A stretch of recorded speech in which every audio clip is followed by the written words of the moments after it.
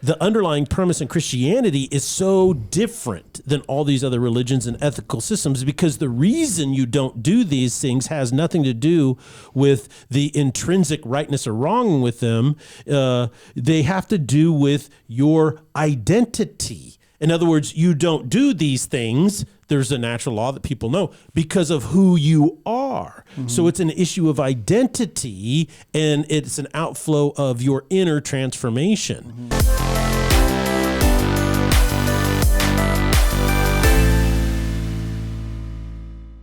Hello and welcome to the Salty Pastor Podcast, where we are trying to give you the tools, encouragement, and inspiration to do the work of growing your faith. Mm-hmm. Our goal is not to tell you what to think, but help you to think for yourself. And we can't do this without Dr. Douglas Peake, our own salty pastor right here. Yes, greetings everyone. Welcome to the next podcast of the Salty Pastor, where we've started a brand new series. And this series is called Foundation. And it's all about building your life on the right foundation that is strong enough to sustain you through all the ups and downs and the curvy roads, the valleys, the mountains, the fording of the rivers, you name it. You need a life that is built upon a firm foundation, because that is the key to not only happiness, it's not only the key to joy, but it's also the key to, that incredible strength of your mental strength, your mental health, your relationships. I mean, it just goes all throughout life. It's all about your foundation. So that's what this series is all about, and why Jesus Christ is the ultimate foundation on which you want to build your life. Amen. I will say, with everything you described, though, I feel like a good truck with some four-wheel drive could handle that too. So it's one or the other, either a truck with four-wheel drive, or you're going to have a really good foundation in life. Unless you're climbing Mount Everest. I don't know. You just put some, those snow tires on there with the studs. Goes right up. I've never seen. Get a nice winch. Be perfect. Okay. So what do we talk about on Tuesday, son? Well, on Tuesday, we talked about a couple of the foundational aspects of what we are to believe. And, we obviously, we're as a church, we have the Salty Pastor. And so our position basically is that the Bible is our foundation. And we talked about the truth statement of Christianity. Christianity is a truth claim. And if you build your life on that truth claim, that is a strong foundation. Mm-hmm. That includes things, the biblical principles that we talked about. Every human being is seeking meaning and purpose in their life. We want to make sense of everything. So we need to build on that firm foundation. And we believe that is in Jesus Christ. That is in the truth claim that he is the Messiah. Mm-hmm. We want to build that on that strong foundation. Other people will discuss different foundations. A lot of people won't. They'll just imply things and think about things. But if people do talk about foundations, they don't always agree. And that's okay. But again, we're here and we believe in the truth claim of Jesus. Yes. And so we believe that strong foundation is based on Jesus. It's not a religion. It's not something that, we talked about on Tuesday, a bunch of cultural norms and everything. We talked about how Easter has elements of that Christianity took from pagans, not because it is pagan, not because that's the origin, but because there's no culture. There's no, they didn't come in and say, well, you got to celebrate Easter this way. And you look about how Christmas is celebrated all over the world. There are a lot of different ways to celebrate Christmas. And that's okay, because Christianity is not some claim about, well, you have to celebrate Christmas this way. Yeah. There has to be, a turkey or a ham on the table at this time. You have to wear this. You have to give this. You have to have these ornaments. You have to decorate your house this way. You have to listen to this music. You have to say these rites. You have to do these. You do have to listen to Michael Bublé. That is the one thing that you have to do. But other than that, there's no cultural rules. I think that's a religious claim, not a truth claim.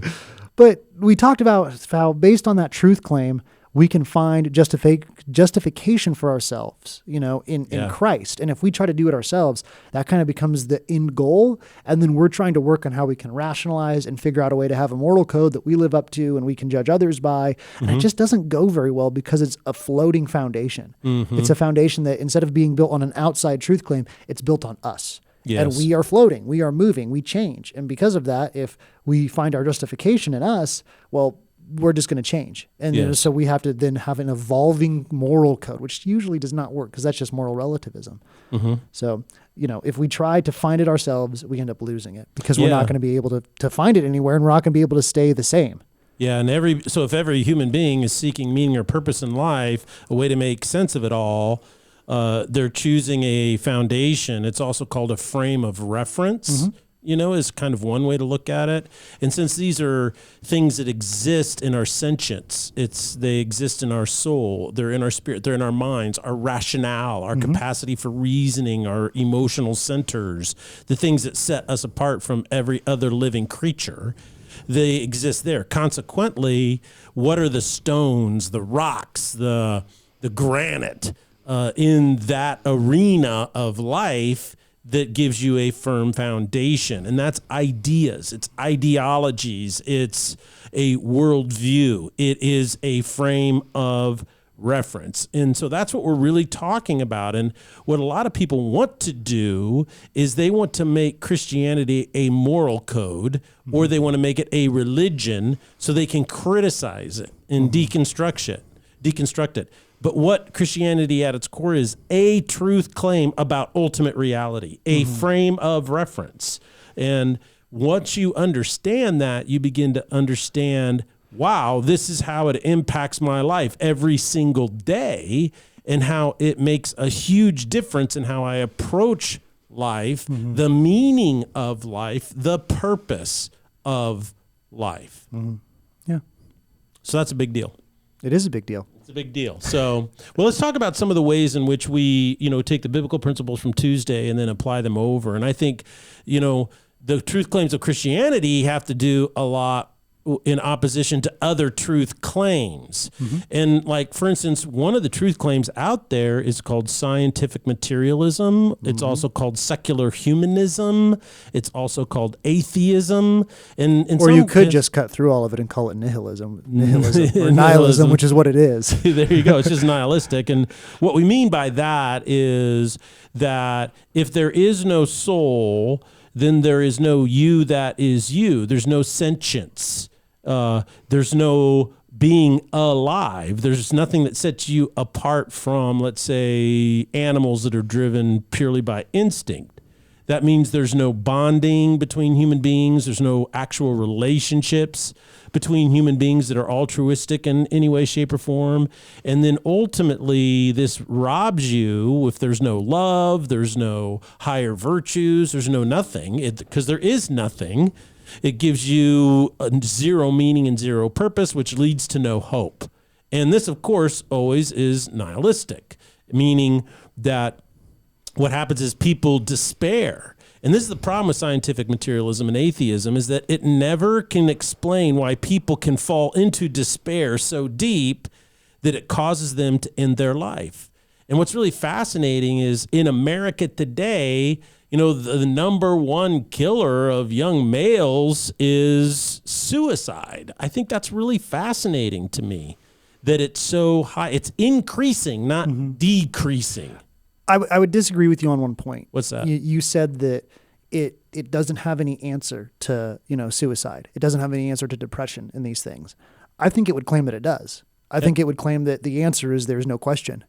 Yeah, because as you mentioned, there's no real life. If there's nothing beyond, and really what essentially scientific materialism is it believes in only the physical world. Only the physical world. There is no supernatural. And by that we don't mean ghosts or, demons necessarily, or, horror movies and stuff, but we mean, there's nothing beyond the physical.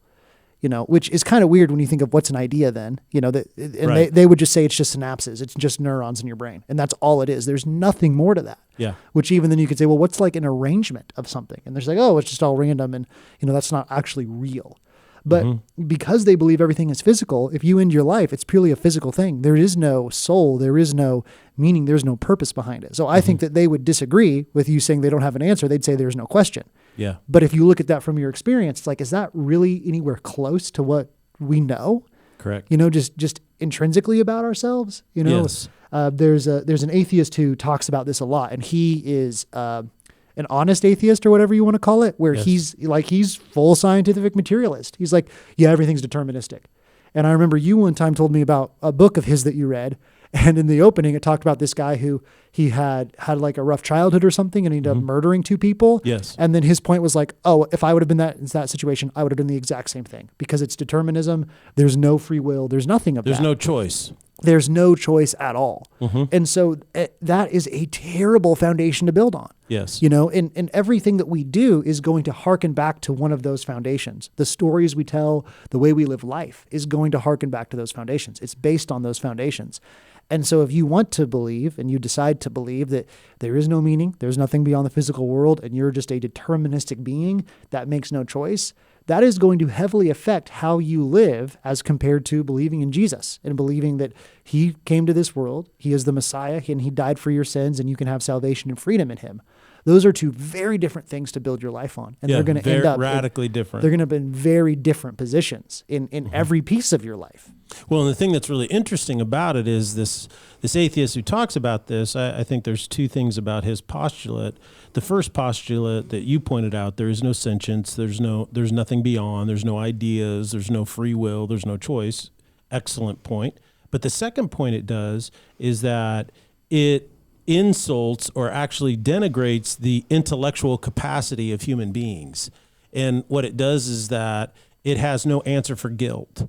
In other words, you shouldn't, but people feel guilty all the time, but it can't explain guilt and it can't prove guilt, right? Scientific materialism cannot prove guilt, and yet guilt exists. It can't prove love, but love exists. It can't prove beauty, but beauty exists. Well, again, they would say they're not going to try to. They would say they don't exist. Yeah, that's their essential postulate, which again is terrible. And we're going to talk today. And he says that he calls it an illusion. Yeah. You think it exists, but it's just a creation of your mind. Yeah, exactly. Which is an interesting thing for a deterministic being from evolution to create an illusion in its mind. Yeah. How do you create things that don't exist? Yeah, it's just it's quite the thing. Yeah. But William Plattinger does a great job of totally showing how illogical and irrational their argument is in that regard. Yes. But you were going to make a point? Well, what we want to talk about today is not the illogicalness of certain foundations for your life. We can do that at other times. But we kind of want to talk about how it's affecting our world and some of the places where we can see that. You specifically mentioned guilt is a spot where that pops up. I have a feeling you have a little bit more you want to say about that. So why don't you jump in and then I'll comment. The issue of guilt, I think, is, like I said before, the scientific materialists, they don't deal with guilt. The way Hindus deal with guilt, and since there's almost 1 billion Hindus in the world, I think it's really important to deal with that, is that they believe that there's 3 ways to deal with your guilt. 2, no Hindu ever uses. The third one is called the way of devotion, and that is you find a lesser god. There's about 3,000 different gods in their system. There's 3 primary gods, Brahma and 2 others. And so what happens is you find a lesser god, and then you devote your path to whatever virtue. It's a form of paganism. And the reason why is you're caught in a cycle because of karma of death and reincarnation. And so you're not only guilty for what you do in this life, you're guilty for all the things you've done in the thousands of past lives. And so I think that's really interesting in that regard. So you have to basically use yourself in your own effort to alleviate your guilt. Yeah. In Islam, there is no way to alleviate your guilt. Okay. So we look at that. But what I think is really fascinating is that Jesus, in what he talked about, is he says, I will come and I will take your guilt away from you by his sacrifice on the cross, right? He says, I will give my life as a ransom. So he wants to pay a ransom for your guilt. And the scriptures call it a blood guilt. And that's why he shed his blood. And the issue, though, is at this moment, what you believe, how does it deal with your guilt? And are you using self-justification like we talked on Tuesday, or are you using the righteousness that comes through faith given to us by God, which alleviates our guilt? And what's interesting is every human being feels guilty, right? You pointed out how C.S. Lewis said, at some point, it doesn't matter what your moral code is or your conscience, you violate it. So you feel guilty about that. And I think what's happening is that pop psychology today is a huge business. It's $1 billion business, and it's all designed trying to convince people that they, of their own accord, can alleviate their guilt. They can deal with their guilt, resolve their guilt. And I think it's really interesting. There's a woman, she's a very progressive thinker, and she wrote a book called Feeling Jewish, and her name is Deborah Baum. That's an interesting title, just to Yeah. just to comment on. Well, I think feeling Jewish. Yeah, what does that even mean? Well, Jews tend to feel really guilty all the time, I guess, is the meme. Fair enough. The Old Testament covers some of that, doesn't it? And so the idea, she writes the following words: the idea of guilt as an inhibiting emotion corroborates the common critique of liberal guilt, that for all the suffering it produces, it fails completely to motivate the guilty subject to bring about any meaningful political change. But what if the liberal's guilt actually has another purpose? To allow the liberal respite from the thing that she may unconsciously feel even worse about. And that is the lack of a fixed identity that tells her who she is, what her responsibilities are, and where these come to an end, which I think is fascinating. Because what she's saying is that basically guilt tries to motivate a person to feel right about certain situations. And this is what progressivism and Marxism and socialism all have in common. And that is that people are suffering. It's your fault, right? And so we need to create a utopian society that alleviates your guilt. And so the more that you push for a political change that alleviates this, it's meaningful political change, and then you'll feel less guilty. But what she does in a rare moment of clarity, she says that never happens. And the reason why is because there is an unconscious thing that this person feels worse about. You know what that is that they have no fixed identity that tells them who they are and what their responsibilities are in the world. So she concludes her point by saying, by falsely promising a tabula rasa, and a tabula rasa is like a revelation, it's an objective truth outside of yourself. So by falsely promising a objective truth outside of yourself, bound to his historical and intellectual emancipation, modernity may not only have failed to obliterate man's subjective guilt, but may even have exacerbated it.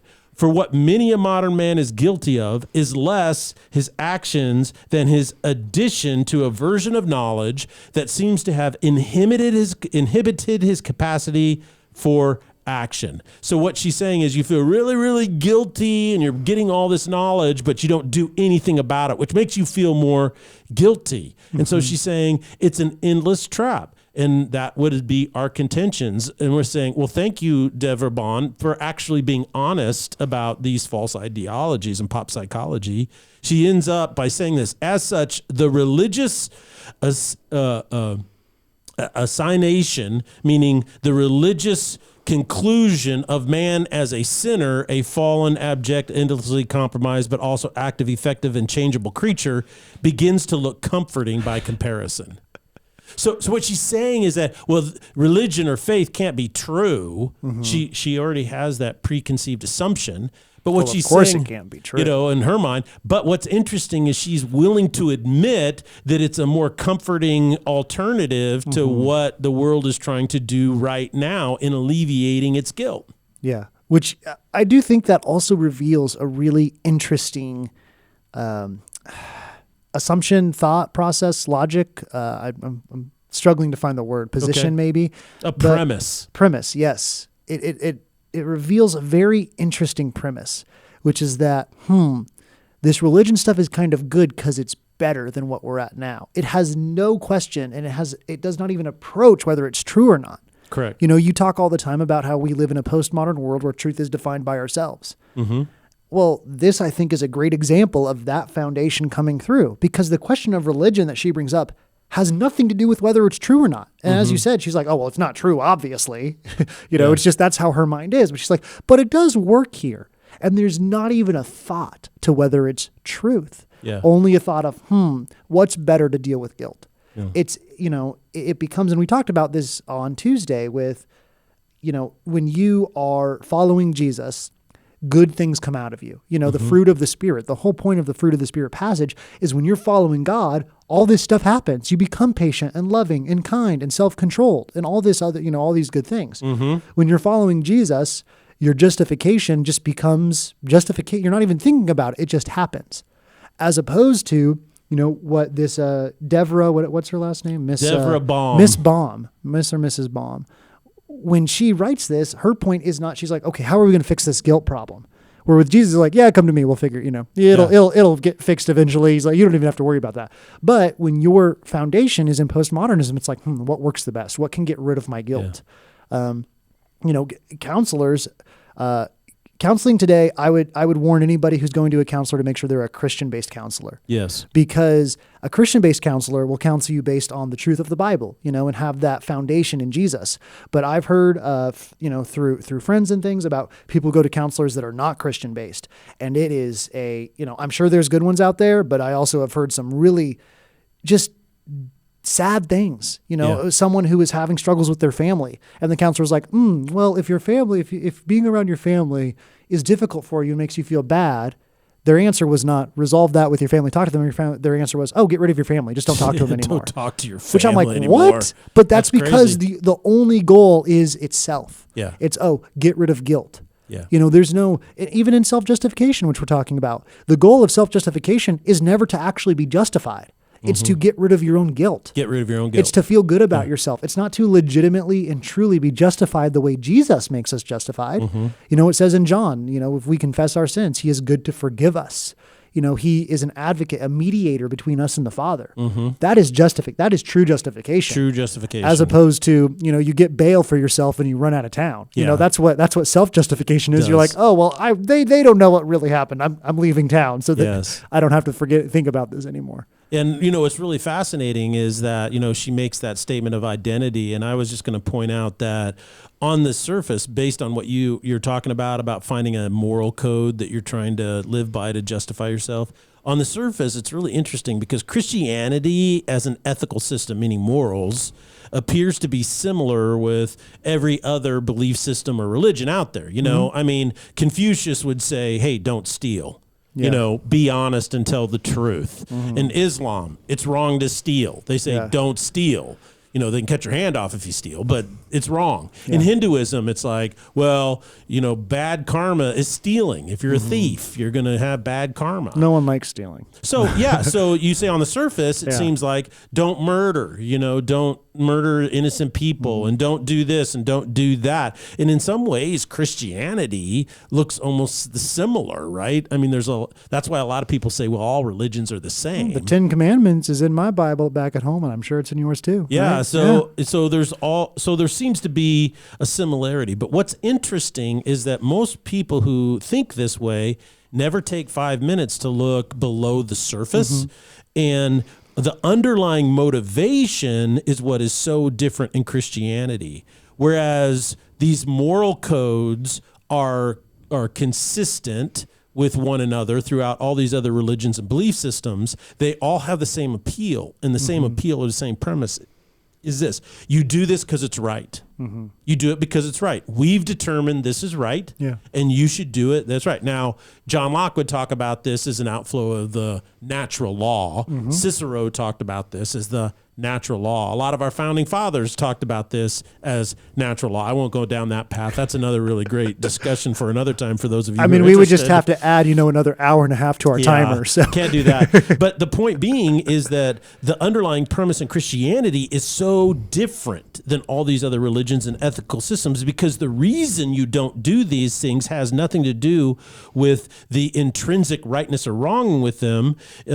They have to do with your identity. In other words, you don't do these things, there's a natural law that people know, because of who you are. So it's an issue of identity, and it's an outflow of your inner transformation. The other side, the reason this is so significantly important is because on the other side, it's irrelevant what kind of person you are if you're attempting to follow a moral code.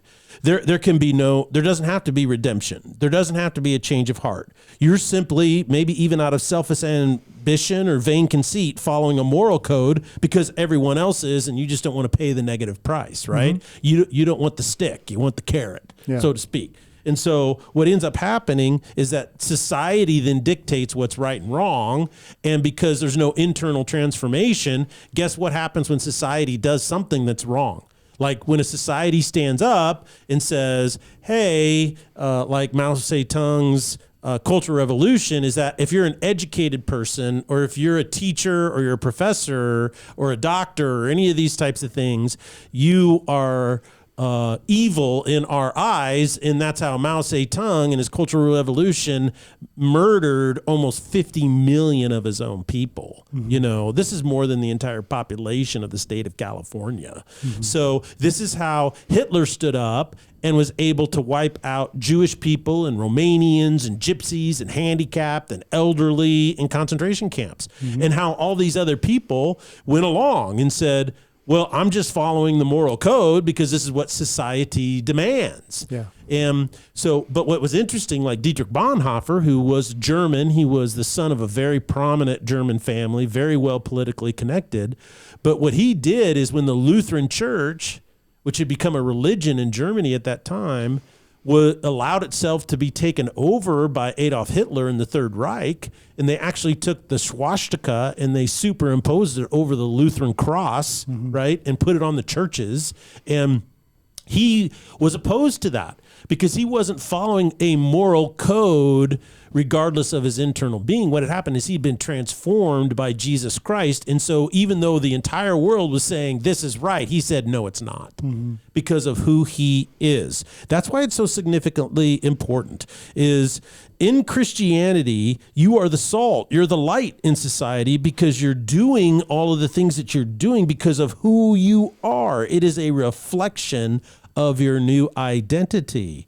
And you're not motivated by selfish ambition or vain conceit. You do it simply because that is who you are. So the only way to become this new you is to be redeemed by the blood of Christ. And this is why Christianity is so powerful and yet ultimately completely different. Yeah.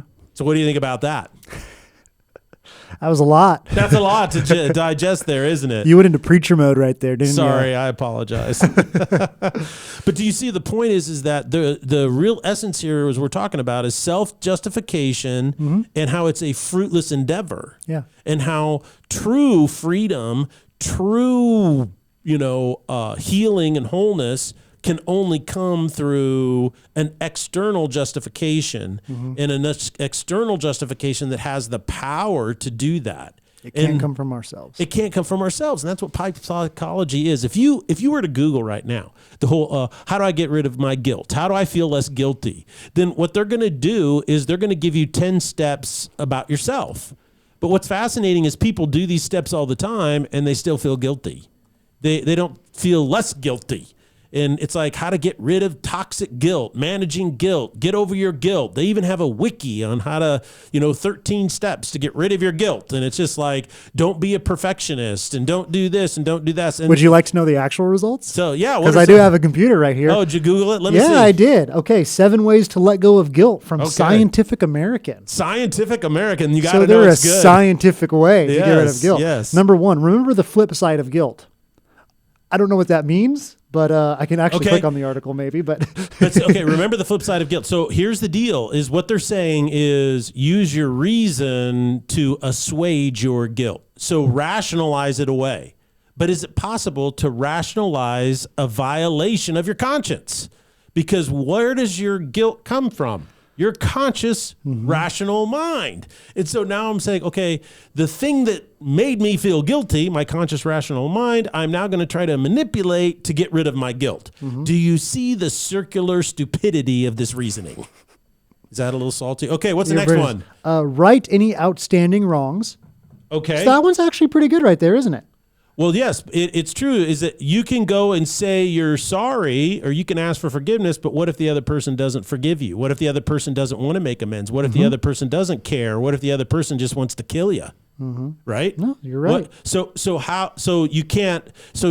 They're trying to say, try to control something you can't control, which is another person. Do you see the stupidity of that circular argument?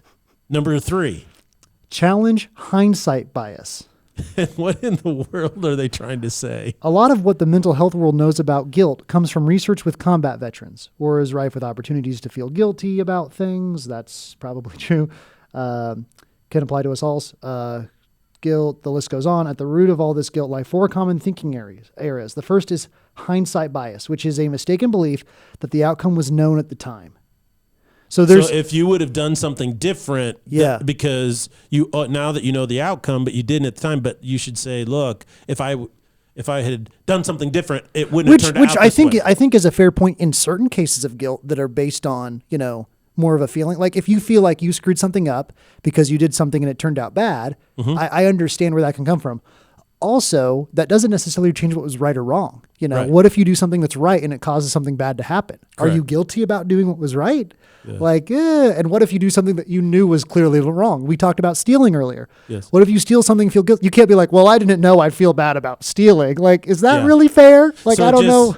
So let me encapsulate. Do you see the stupidity of that illogical argument? Trying to use yourself to justify. Well, it's just silliness because that doesn't even apply half the time. Like if you do something and you know it was wrong, it's like there was no hindsight. There's no hindsight bias. You knew you should not have done that. You should, yeah. So it's here's your favorite. I want to get to number 4.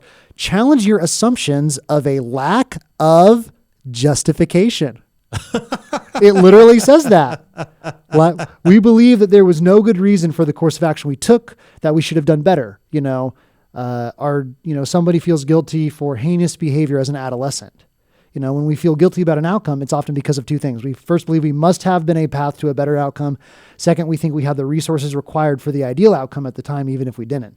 So they're saying, believe that you're justified. If you feel guilty, just believe that you were justified. I don't have any idea how that would ever work, because if you were justified and were convinced that you were justified, guess what? You wouldn't feel guilty. Yeah. Do you see the stupidity of this argument? Challenge a sense of over responsibility, which again, it's like, maybe you should just, and again, so some of these that some of the examples they're using here are like, if you were involved in domestic abuse and you were the victim, and it's like 100%. People sometimes feel guilty because it's a mental health thing. And that is very correct. You should not feel guilty about that because it wasn't your fault. Yeah. But see, here's the issue that I would say is that when we make statements like you shouldn't feel guilty, what we're actually doing, what people are doing, is they are making a moral case, okay? But the problem is with all of these things is they may help for a little bit, but in the end, you will never be set free from your guilt. And that's the point, is that self-justification never works. You won't be set free until you know the righteousness that comes from God on the basis of faith. But you haven't heard the last two tips yet. Let me hear the last two. The last two, we'll finish up quick because I know we've gone long. Challenge the thinking area of wrongdoing. Well, it wasn't wrong because it's not. No, it's an error. If you think you did something wrong, that's an error. That's a mental bias or whatever they're calling it. So how can I say that I'm wrong in thinking something was wrong? I don't know. That's a great question. This is so crazy. This is a belief that you purposely did something wrong or violated your values. I mean, I've done that. Have you done that? Have you purposely done something wrong? Oh, well, apparently, according to the Scientific American, we haven't. How funny. And the last one, you'll really love this. Just get older. Older. This is the simplest solution. Researchers at the University of Queensland found that negative self-conscious emotion like guilt and shame is less frequent as we get older. We just don't feel as guilty. Don't feel as guilty. Now, maybe you can tell me why that is, because I'm not your age, but we can jump into that. Well, I can tell you why is because as you get older, you realize that self-justification never works. Yeah. And so you realize is that, I'm at peace with my maker. That's how the phrase was for, centuries. You got to make peace with your maker. And most people come to that conclusion as they get older. It's interesting to me, unless you're really wounded and unresolved with old hurts, as you get older, you tend to get more spiritual, not less, which is a big deal. So maybe they revealed the true solution, that the best thing to do is because as you get older, like you said, if you get more spiritual and people start thinking about religion and, finding Christianity as they get older, well, that'd be a good reason. Well, I hope that this episode today with my son was insightful for you to think about how the principles that we talked about on Tuesday are applicable to your life today, in that our goal is to see you work through any issues of guilt that you're dealing with. And the way we do it as human beings is we do it by finding the rightness, the righteousness, the justification that comes from God on the basis of faith because of who Jesus is and what he did on the cross. We're going to leave that with you today on the Salty Pastor. God bless you. And please invite somebody to Easter services so that you can share with them that Jesus Christ is the only way. Blessings.